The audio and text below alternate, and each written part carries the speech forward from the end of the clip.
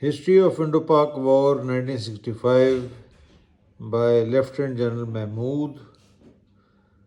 Chapter 2, the Kashmir sector. This is the long chapter. As usual, there is immense emphasis on insignificant details, but essential analysis is whitewashed and hoodwinked. Mahmood wants the reader to get embroiled and confused in the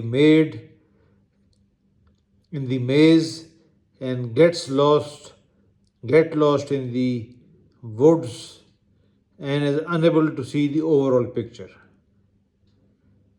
First, Mahmood's Staff College Teaching Handbook, as Tariq Khan claims, sheds crocodile's tears that 12th Division was holding an abnormally long area of responsibility, but offers no analysis why the Pakistani Higher Command was so organizationally barren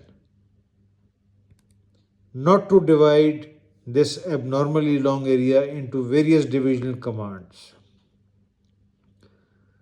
Mahmood's Staff College Teaching Handbook then praises Major General Akhtar Malik as large hearted and bold, typical subcontinental lavish praise, but has nothing to analyze about how Akhtar Malik arrived at the conclusion that civilian population of Indian held Kashmir was ripe to launch a civilian armed insurrection.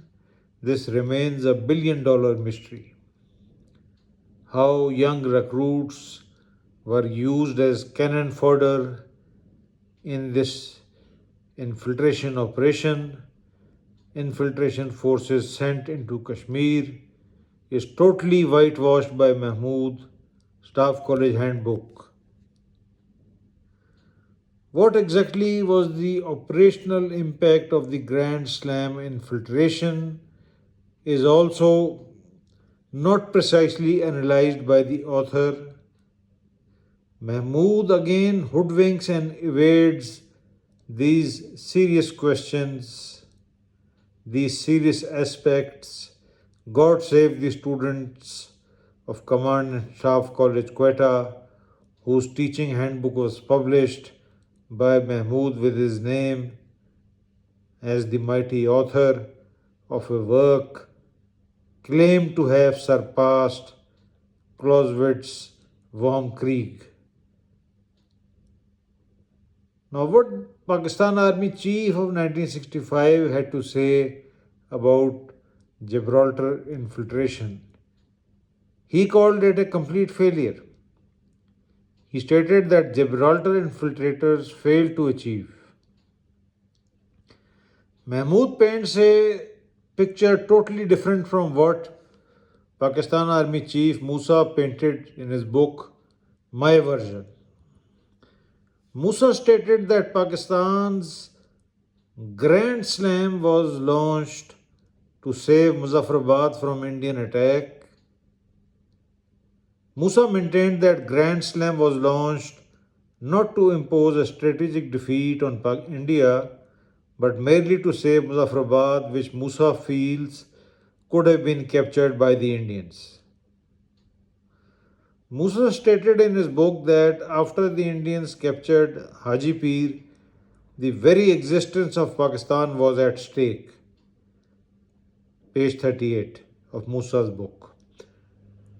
Mahmood, on the other hand, makes very exaggerated claims that Indian attack in Hajipir was exactly as per Major General Akhtar Malik's operational design, and Akhtar would have encircled these troops, bottled up in Mahmood's words, high sounding words he's very fond of using, once he had attacked and captured Akhnur.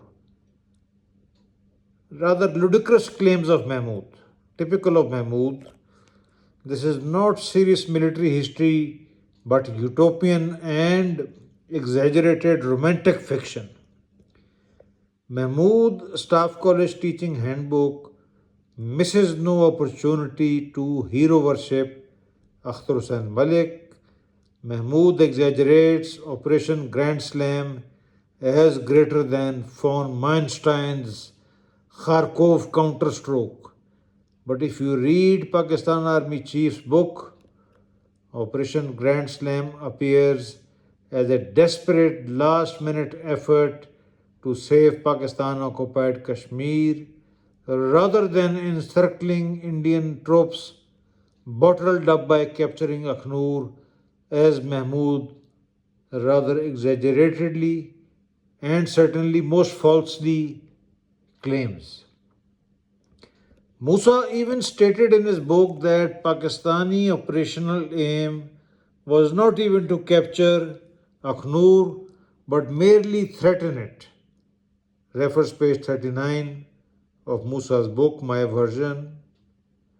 Staff College Teaching Handbook appears not a serious operational analysis but a motivational pep talk pamphlet, a rather cheap effort. When we analyze what happened on first day of Malik's attack, on first day of Operation Grand Slam, a totally different picture emerges. Mahmood blames the Pakistani General Headquarters GHQ for not reinforcing 12 Division in time by holding back 3 regular battalions. In other words, he's hell bent upon projecting Akhtar Malik and degrading Musa. Mahmood offers no clear explanation why he expected so much from Akhtar Malik, whose war service was not higher than that of a company commander. Mahmood offers no explanation how Pakistan Army in Kashmir could have defeated Indians, keeping in view the fact that Indian superiority in Kashmir was overwhelming, exceeding 5 to 1. Mahmood makes some blatantly false claims also, like he changes 5 Punjabs, Major Niazi killed by friendly fire to Major Shah.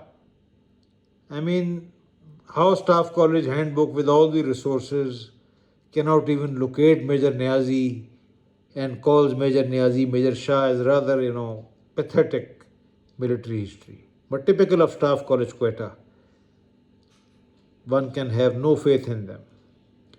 Thus, on page 55, the following totally false claim is made by Mahmood. Quote, the arrival of 5 Punjab Second Company was heralded by disaster on reaching the bridge over Neelam at Noseri. The Punjabis were fired at by the Bridge Protection Detachment, which precipitated a regular firefight between the two parties. Major Shah, the second in command of 5 Punjab, was killed in this confusion, and the suspension bridge over Neelam, was demolished out of fear that the Indians had indeed descended from Pir Sahaba. Unquote.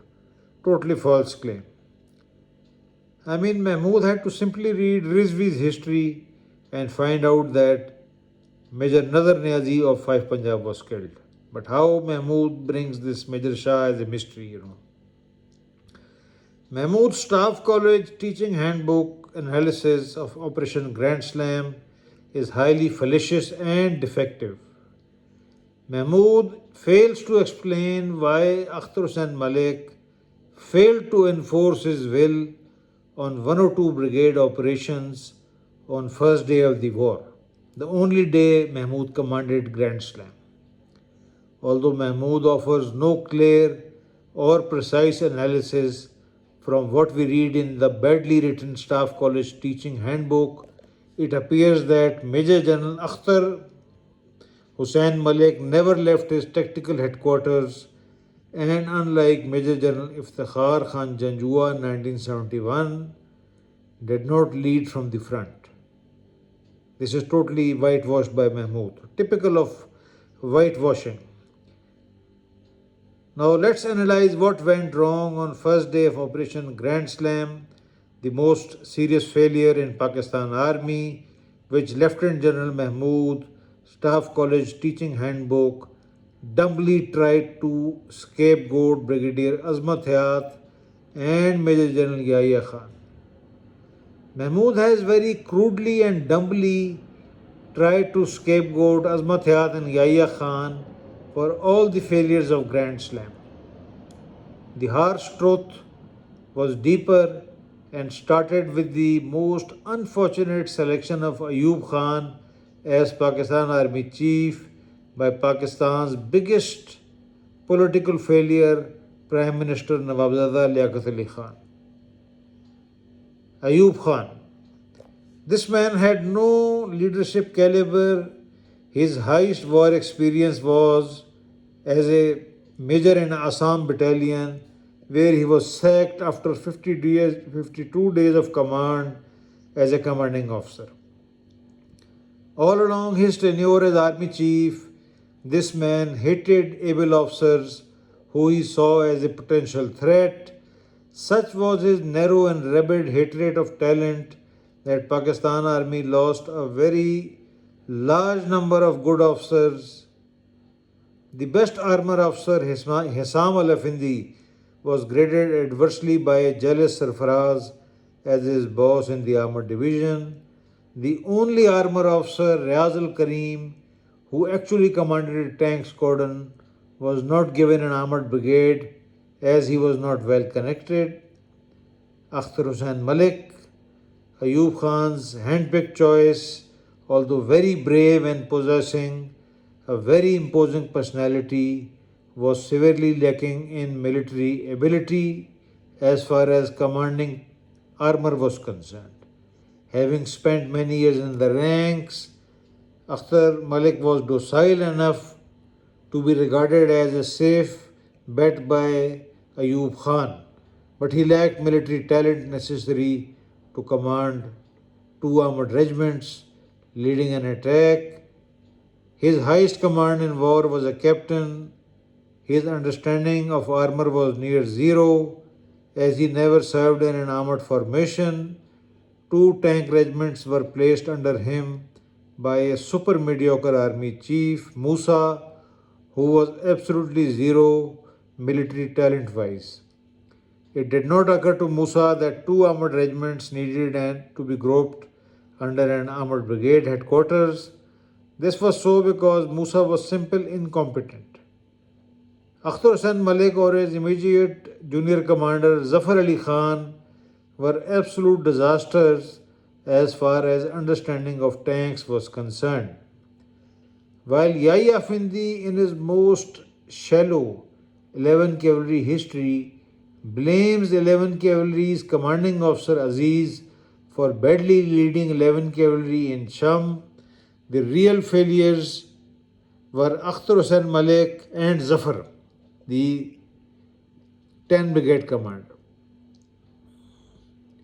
The 102 Brigade commander.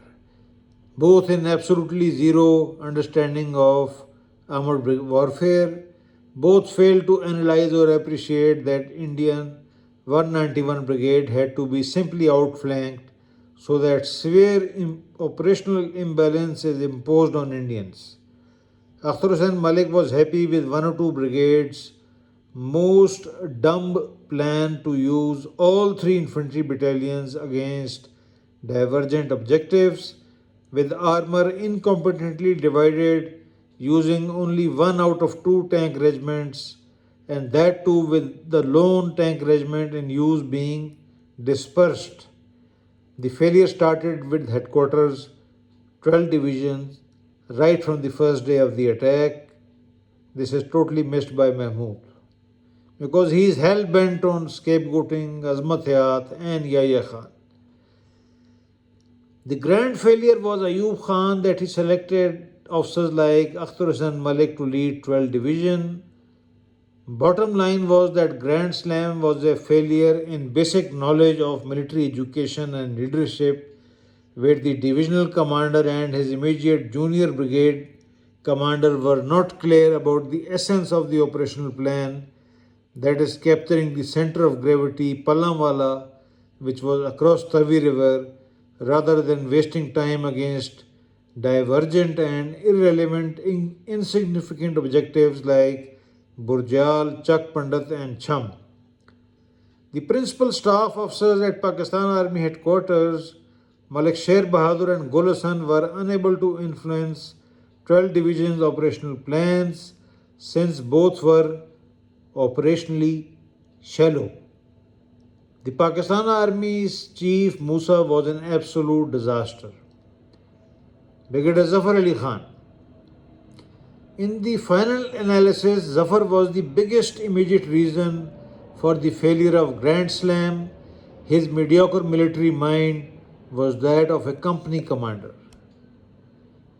Zafar operationally criminally divided 102 Brigade, assigning it totally insignificant and pointless tasks like capturing Burjal, sending 9 Punjab and 13 Punjab on divergent axis, and above all, failing to realize that his prime task should have been to simply outflank 191 Indian Brigade by using his infantry and armor as a concentrated punch and going straight for Pallamwala.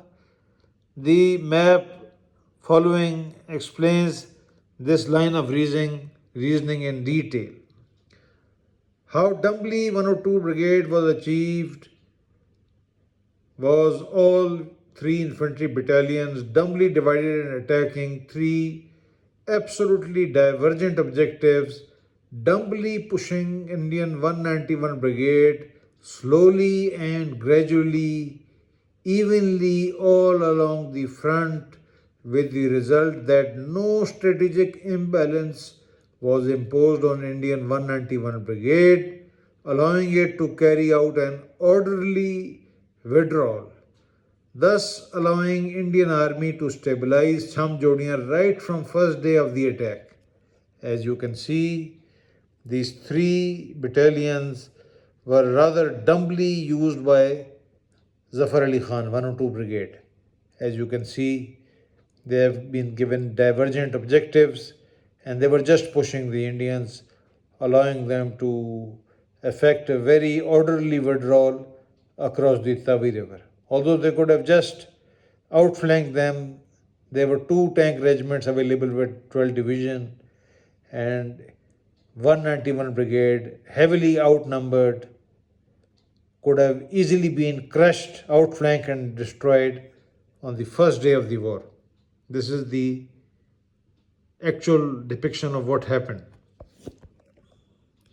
How dumbly 102 Brigade misemployed available tank regiments on first day of Operation Grand Slam. As you can see, the three tank squadrons of 11 cavalry were dispersed most dumbly like this, And 13 Lancer, the second regiment, was not used at all.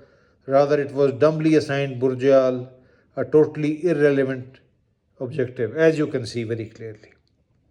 How three squadrons of 11 cavalry were dumbly dispersed by 102 Brigade in three divergent directions, as you can see very clearly. And 13 Lancers, one squadron was used at Burjal, a totally stupid, style of working, Now we go to the other part, how tank regiments could have been easily employed to achieve complete destruction of Indian 191 Brigade by capturing Pallawala on first day of the war. Afindi has also suggested the same style of working. But tanks were dispersed, infantry battalions were dispersed. The story is very, very clear. How tank regiments could have been easily employed to achieve complete destruction of Indian 191 Brigade by capturing Pallamwala on first day of the war. Just cross Tavi and crush this brigade, allowing it no quarter, not allowing it to escape, which actually happened. So, this ends our first part of the Operation Grand Slam. The failure occurred on the first day of the war, well before Azmat or Yahya came into operation. One may conjecture that this was one of the reasons why change of command was done, because the Pakistani GHQ and General Musa was deeply disappointed with the 12th Division on the first day of the war. But this is a conjecture only. Chapter 3, The Road to War, we will discuss separately. But just to add, this is a badly written chapter. Mahmud claims that maps of Khemkaran were not issued till 6 September 1965 to 1st Armored Division. Thus, Pakistani main attack was not planned to be launched in Khemkaran at all. Page 140. Now, this is one of the most far-fetched claims of Mahmud. In other words, Mahmud is trying to imply that Pakistani main attack in Khemkaran failed because this was never the place where it meant to be launched. Another far-fetched yarn, which a Jat from Ditchcote or Old Dialpur, Faisalabad can churn. In other words, Mahmud is rationalizing failure and dismissing failure by deflecting the blame on the Pakistani Higher Command, General Headquarters, rather than the 1st Armored Division. Brigadier Irshad, again, whitewashed by Mahmud, a much hidden character responsible for 1st Armored Division's failure. As intelligence boss, he was obsessed with secrecy, and because of his undue interference, 1st Armored Division attack in Khemkaran was doomed, as he insisted on no recce of the area and banned issue of maps to the division units. But Mahmud does not discuss it critically.